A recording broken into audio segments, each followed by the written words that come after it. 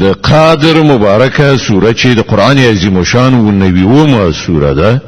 په مکه معظمه کې را نازله شوې ده 15 مبارک آیاتونه لري تلاوت او پښتو ترجمه یې لومړی آیت څخه اوري بسم الله الرحمن الرحیم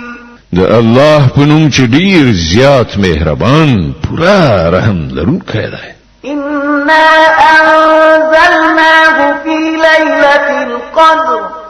وما أدراك ما ليلة القدر مون دا قرآن د قدر په شپه کې نازل کړی دی او ته څه پوهیږي چې د قدر شپه څه ده ليلة القدر خير من 1000 شهر د قدر شپه له زرو میاشتو څخه ډیره غوره ده